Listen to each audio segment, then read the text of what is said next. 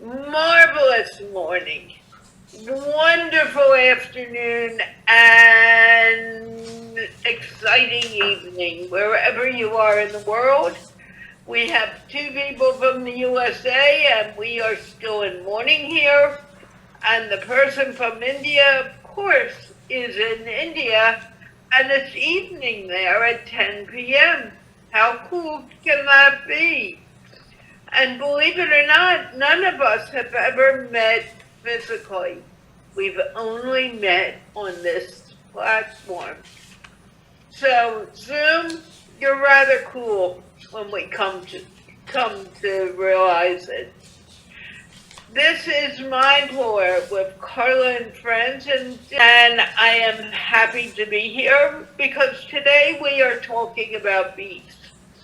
All over the world, when they talk about Christmas, they say, we want to be peaceful. Let peace be the big thing in the world. Well, in my mind, peace starts within and in your heart, and then blossoms out.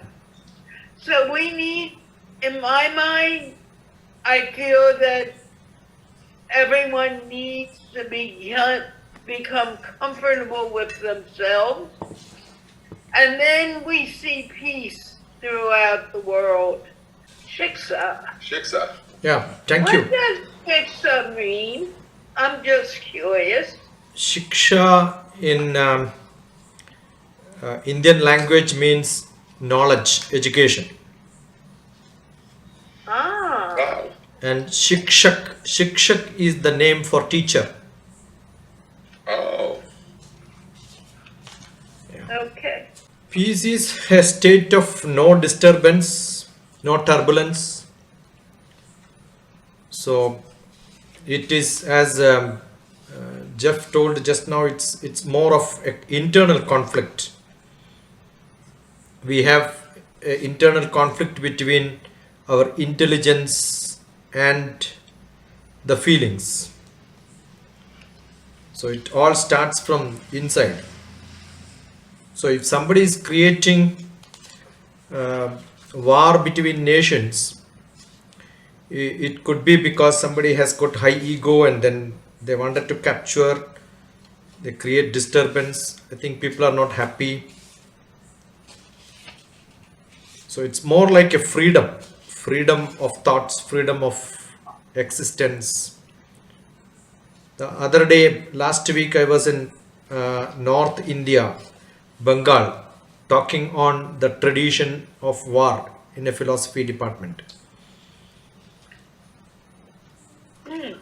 So today I'm talking on peace. Last week, same time, maybe in the day, I was talking on war traditions of the world. Wow. Politics and philosophy.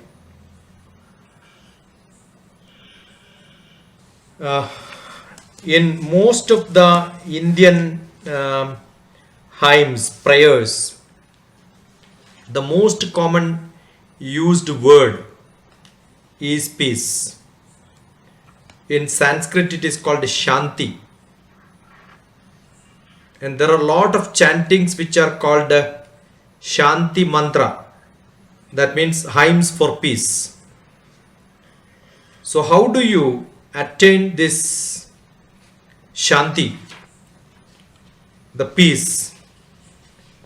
We have less knowledge about the surroundings. We are not educated. Probably your mind will have confusion, conflicts. So if conflicts are removed, that means you have no confusion between what your logical brain asks and your emotional intelligence or emotional brain just makes a contradiction. You are not in peace. So most of the prayers which we have is to say that let me of no conflict between my buddhi, my intelligence and my feelings. And for this what we require is not a superficial knowledge, a deep knowledge. the purpose of the human life. So how do you attain peace?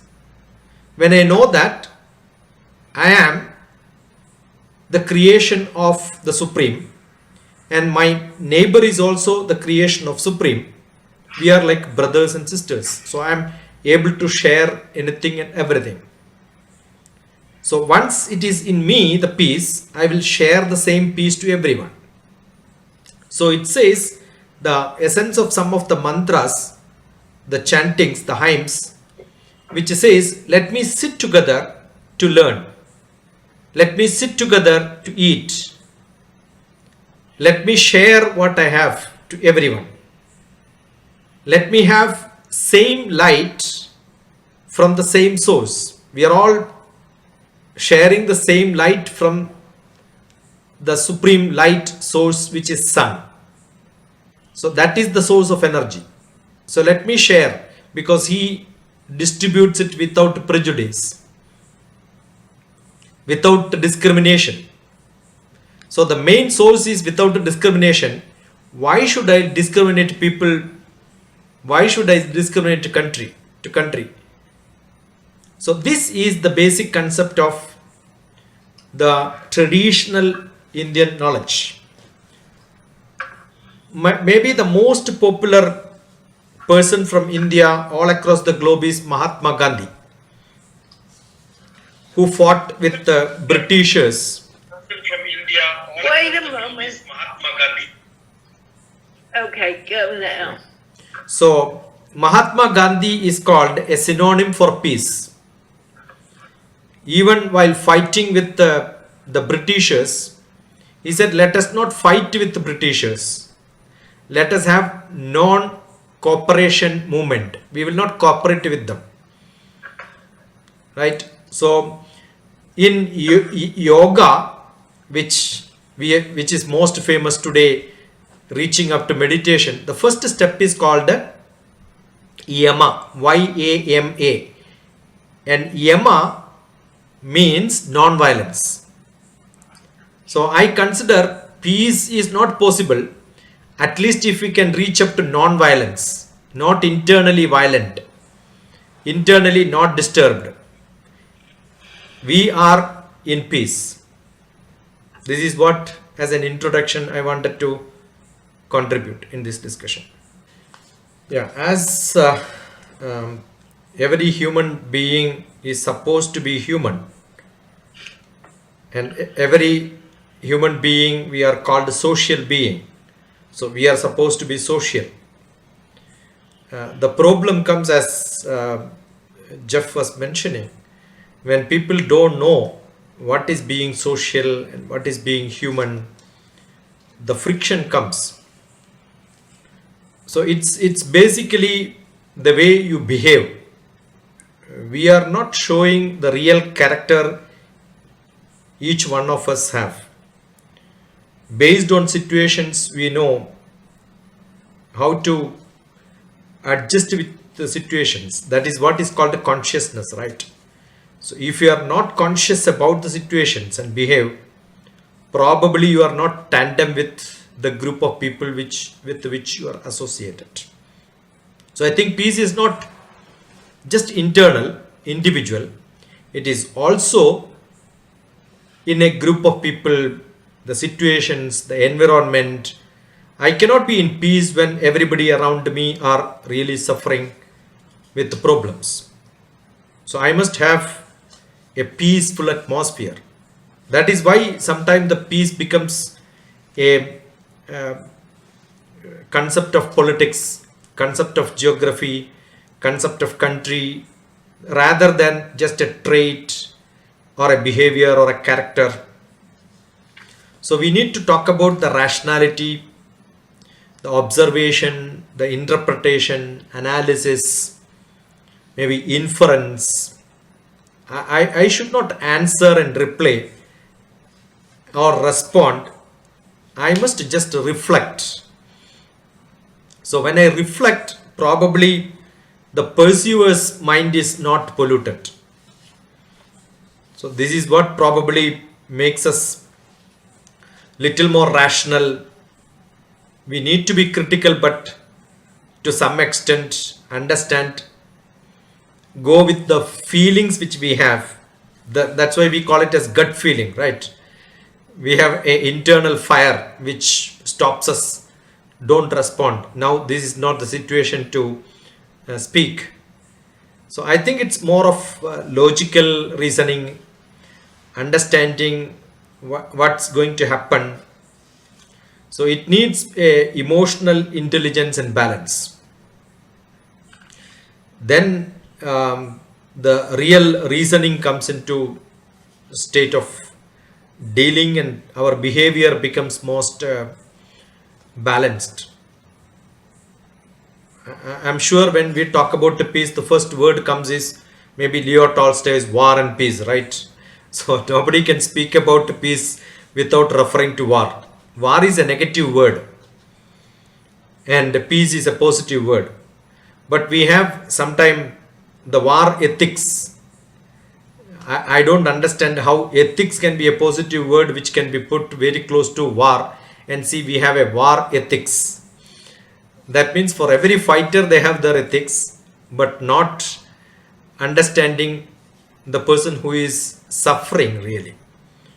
So I believe what CARLA was mentioning as happiness, joy, freedom, that needs to be empowered. Everybody should have their own cup of tea. I think then people don't fight. But then the whole war which happened in this world, if you look at it, most of them were not for the primary necessities. It was always for freedom. So I think peace is being free. This is what I wanted to give as my comments.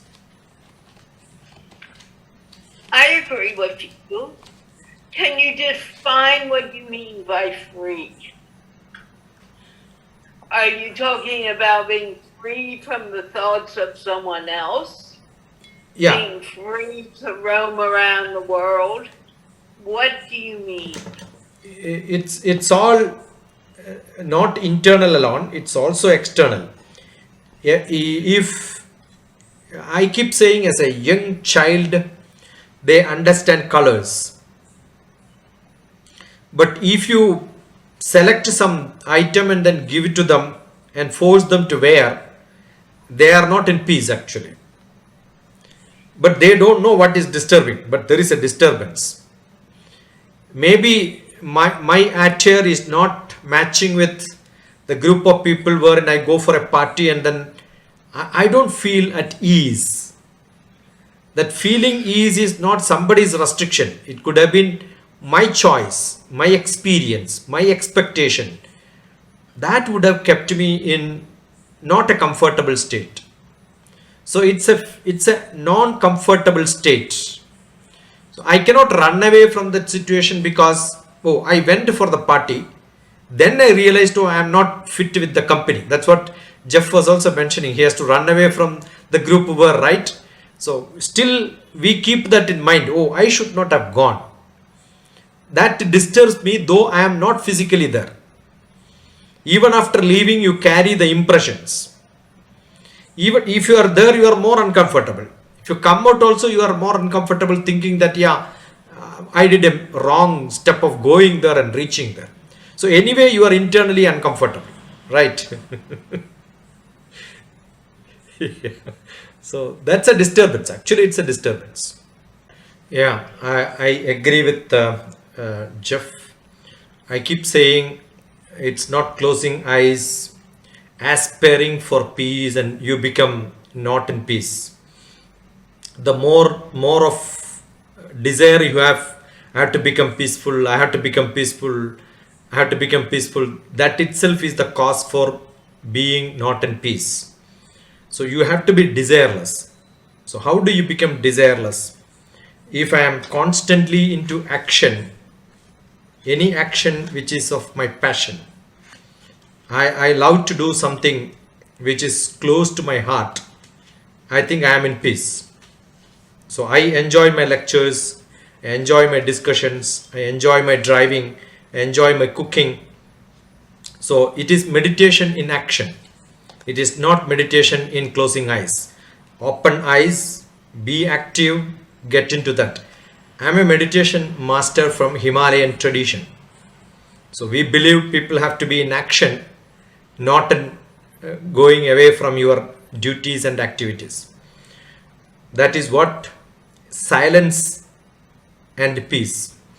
I am very happy that Jeff also likes space, and I am from Space Department from India. So there is a beautiful connection to the subject which we are talking today. Space in Sanskrit means kham, Kham, kham. It's a beautiful concept and beautiful word. Space means kham. Wow. And you prefix su, su, it becomes sukham. Sukham means happiness. Wow. So creating a beautiful, good space is what is happiness, and that is peace. Wow. And negative of su, which you prefixed su, su, you prefix with du, dhu, it becomes dukham. Dukham is sorrow, sadness, unhappiness. Oh. So always we are looking for sukham. What you want is sukham. So what is sukham means? A free, beautiful space. And that can be an internal space and that can be an external space. If I can fill my space with passion, activities that I love, I can fill with the people around me who have same passion. I am sure I can cook well only when I have got somebody who enjoys the food. I can sing a song only when I have got people who can listen to me. I can give a lecture only when there are people who are ready to at least listen and then reflect. Right. So sukham and dukham, these are two beautiful words. And the common thing is space. And the space is between us, within us. And filling it with su is always good. The filling with the su is what is meditation. That is samadhi. Samadhi is your electroencephalograph has got a straight curve. Your intelligence is not working. You are talking from your soul. It comes from a soul. It comes from your atma. Spiritual. It is not the practical world you are into. We are connected spiritually. So I don't have to learn it. I heard it somewhere, I understood it. So what I am sharing is what is my experience, not what I read somewhere and learned it for my examination to get a certificate. So it's what I know. Good enough? Come on. Yeah. If we're talking about what we know from experience, Yeah.